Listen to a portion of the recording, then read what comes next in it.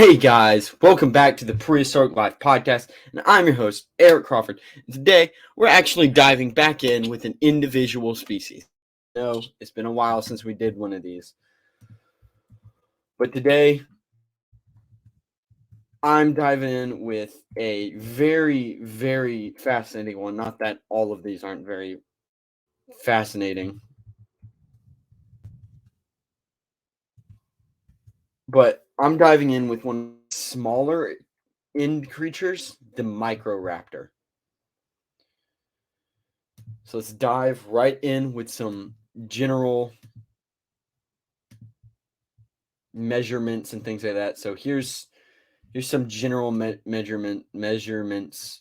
So it's very tiny, as you can see, and it's very raptory-like, except for the back legs. It kind of has that extra thing, and it's got an extra long wingspan. Its tail is kind of, instead of one more solid fluff, it's got a little bit at the end, it seems. It's about 4 feet long, give or take. It's about 2.2 pounds, so you could chuck this thing real far. It'd probably fly like a paper airplane, and it's about 1 foot tall. These things are famously known for just soaring between trees and things like that. Its diet was insects, other small animals, dead animals, lizards, tiny things like that, whatever it could kind of get its jaws around. Its fossils were found in China, primarily bear with me, Liaoning province. I probably butchered that. It is a small theropod / carnivore. They lived in packs of fairly large groups because they're so tiny, so they kind of use that too. They lived in forests, jungles, plains, things like that. They jungle-ish areas because they soared between trees. They use feathers to glide from tree to tree.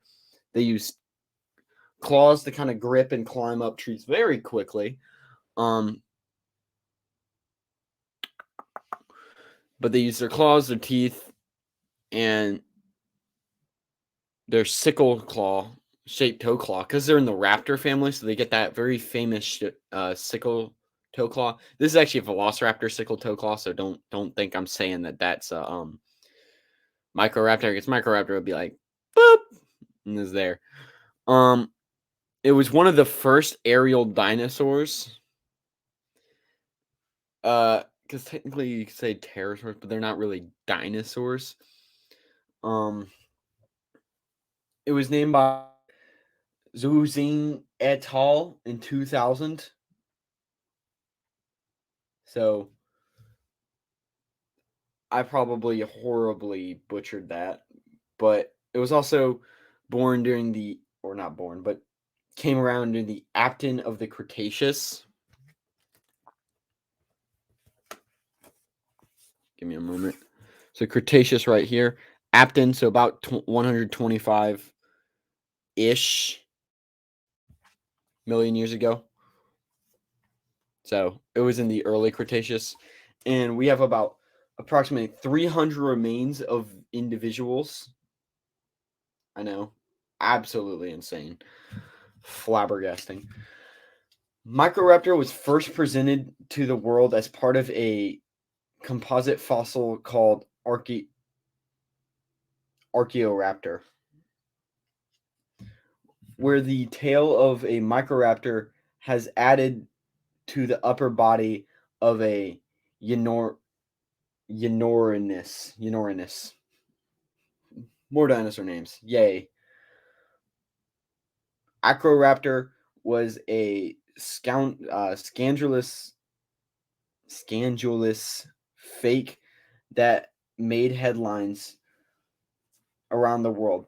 But in the aftermath of this, Microraptor would become known to science. Because Acroraptor was found to be fake before it was ever offered or ever officially named, it was never an official recognized genus. In fact, the full name Acroraptor leoningenus was printed before it was officially granted as a recognized specimen.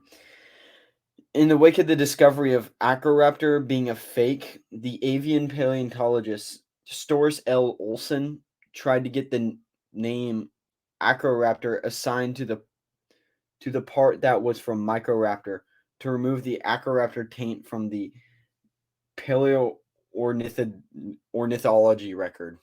Ornithologic record. I don't know who comes up with these names, so please bear with me if I sound like I'm losing my mind or speaking complete and utter gibberish on one or two of these terms, because I have no idea what in the Hillshire crack pipe these people are smoking, because they have some insane names. Of course, it's like things like that, and so you get the more Latinic names. I think Latinic is the correct term. I don't know. I'm just doing whatever with the names. I'm just trying my best. However, Zhu Zing, I think I'm pronouncing that right. I am so sorry if he is, because I don't know, he could be still around. That'd be cool. One of the paleontologists who was part of the Acroraptor study team had already found the counter slab and further remains, naming them Microraptor Zahonianus.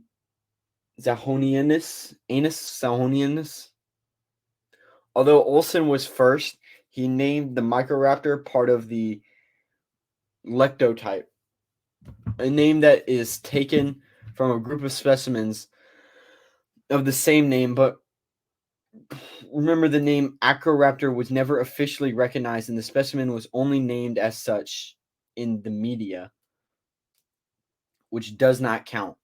As such, on part of Acroraptor could be assigned to the name as a lectotype, and it is for this reason X's name, Xuz, I don't know. It's lit. It's this dude's name is literally like his first name is X, the letter X, and then U. Exu? I don't know how to pronounce it. Name and description has gained wider acceptance and is now used the world over. Microraptor is a very special. Sorry, excuse me. Microraptor is very special and is often called a four-winged dromaeosaur. So things about dromaeosaurs, they have very cool names too. This is actually a dromaeosaur Dromaeosaurus, but not a Microraptor, because this thing is like almost as long as a Microraptor, so it'd be very interesting if it had the same jaw. No, that's about the length of the tail. But as you can see, it's got very sharp, what would you call that? Not pointed, but serrated teeth for kind of gripping onto prey, things like that. So this thing has a lot that goes on for it. It's a dromaeosaurid. Dromaeosaurs are like in raptors are very close in species, so it's also got the raptor claw, and the dromaeosaurs also have raptor claws. So this thing is overall very cool, and it could fly, so it had that going for it too. This is because not only did Microraptor have extensive feather coverage over its arms, it also has a similar extent of feather growth on its legs too. Although not a flyer like a true bird would be, Microraptor may have been able to use these feathered areas along with its small size and light build to glide across tree canopies of the forests of Cretaceous China. So yeah, like I said, I mean, it doesn't fly, it doesn't flap its wings and go soaring like a bird. It's not like, but it does kind of just like jump and then just kind of catch air with its wings to kind of carry itself. As an arboreal dinosaur, Microraptor may well have lived like a bird. As a living animal, Microraptor is thought to have been most active at night, as evidence of the scleral rings. So if you don't know what that is, do I have something showing that? No, I do not. So if you look at some fossil remains, you will see a ring in the eye, inside like the eye hole. It's like another ring, and that is basically to help that animal see at night or to give it better vision. Here, let me see if I can just.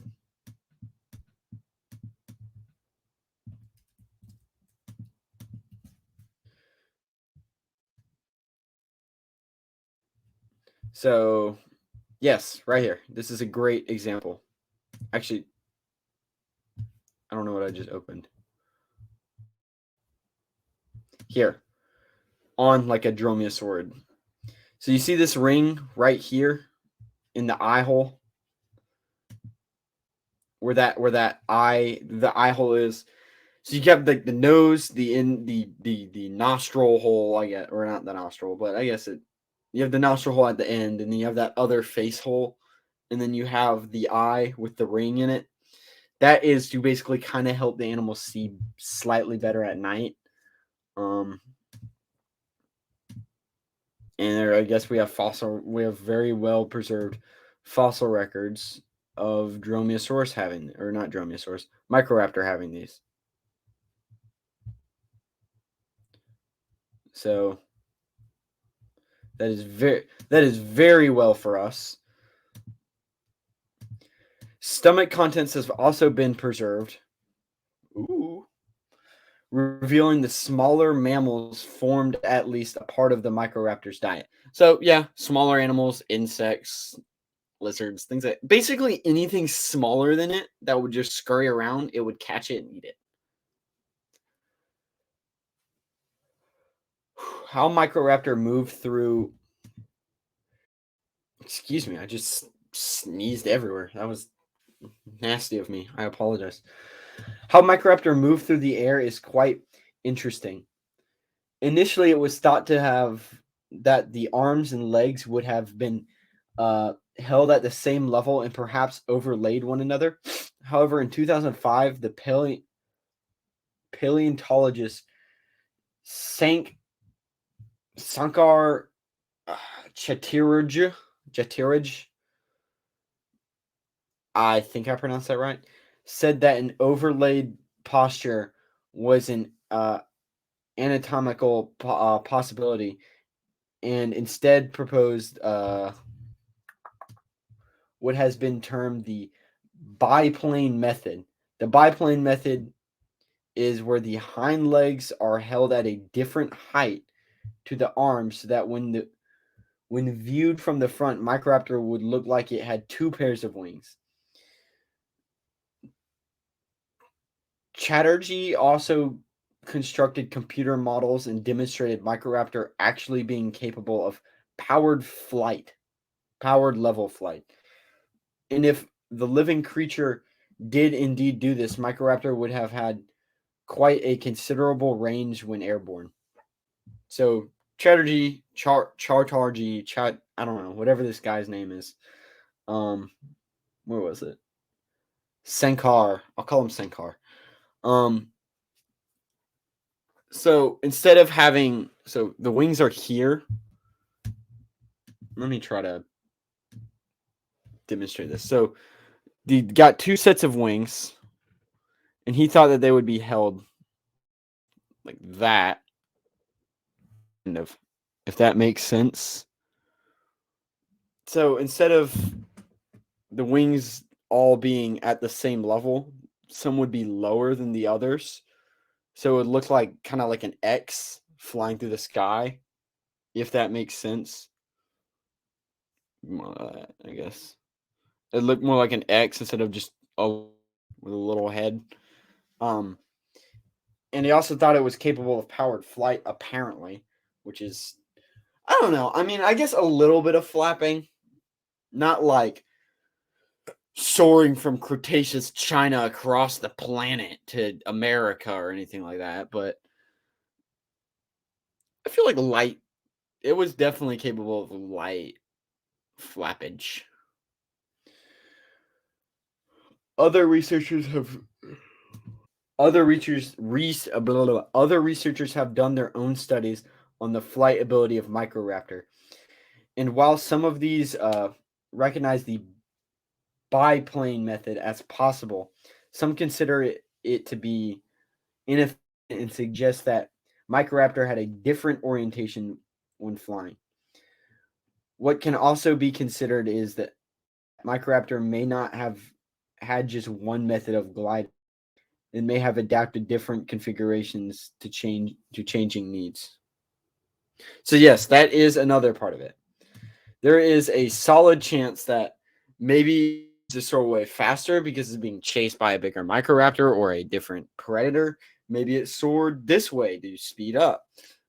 Or maybe it's just getting from point A to point B, so it doesn't really have a hurry. Maybe it's a different way. There's all kinds of different methods. I mean, think about like walking versus running versus just full sprinting versus kind of like just there's a big difference between all of these. And there is also like a very very clear or like it's a very obvious thing that what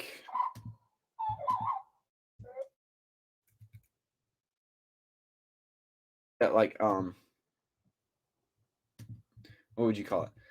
It's a very obvious thing that not necessarily would it have just one form of movement. It's kind of obvious that it wouldn't have that because I mean, us humans, we don't even have that. We can run, we can walk, we can sprint, we can crawl, we can do all these things, and of course, it can do all those things too. It can run, sprint, crawl, all that, but it can also fly. So why would it not? Why would it only fly? I'm only stiff winged like this, and why wouldn't it? I don't know. Change its method to kind of zig and zag between some trees to get along on a farther tree, or if it's hunting prey on the ground, maybe it can't just fly straight into the ground because then it breaks its neck. But like maybe it kind of swoops a little bit and it has like a method for that. I mean, there's all kinds of things that go into this. And I would also like to kind of play this because this is a somewhat idea of what it was thought that these amazing creatures sounded like. So I'm going to play this and shut up.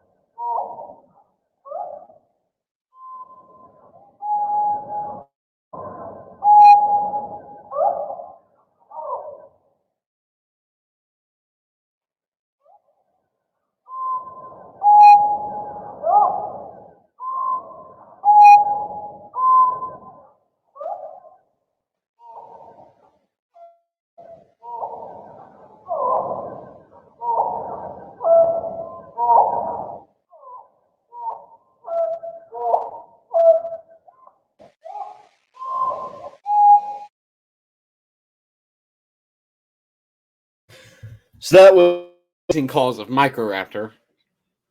So I mean, again, there's a bunch of fabulous stuff, and I'm sure like things like Archaeopteryx are also somewhat related to this. Amazing dinosaur. Look at Tarbosaurus and uh, T Rex. You get things like that, and I mean, Raptor and Archaeopteryx look fairly. I'm not gonna say the exact same. They look pretty different. but there is a clear. No, Archaeopteryx and Microraptor look very similar. And I mean, of course, you get very similar species across very similar areas. And there's no reason that Microraptor couldn't go somewhere else and evolve into a different creature or whatever. But this has been Microraptor. I hope y'all enjoyed this episode. Remember, if you do want to see these amazing creatures that I talk about on display and go around on a trip for them to go check them out, please go check out Dinosaur Trips. Remember, tell them Prehistoric Life sent you. They'll give you $250 off your tickets. That is kind of the main thing from Dinosaur Trips. If you want their Instagram page, here it is. I hope it actually loads. There it is. There's their Instagram page. I hope you guys go check them out. They have a lot of amazing content. And remember, if you do plan on going, tell them Prehistoric Life sent you, and they'll give you $250 off your tickets. And while you're checking out Instagram pages, please go check out mine. Follow me on Instagram. If you're watching this on YouTube, don't worry about subscribing. Well, yeah, do like and subscribe. So if you're watching this on YouTube, you can ignore this part, fast forward, do whatever you want. Go check out my YouTube channel. I try to release everything 2-ish days early on there. Try to go motivate y'all to go like and subscribe. If you want all of that in one place, go check out my website, prehistoriclifepodcast.com. I got all of it there. From there, you can get to my YouTube and my Instagram. But for now, I hope you guys all enjoy the rest of your afternoon, morning, evening, or night. This has been Prehistoric Life Podcast. I'm your host, Eric Crawford, signing off. I will see you all next time. And remember, keep it prehistoric. Goodbye.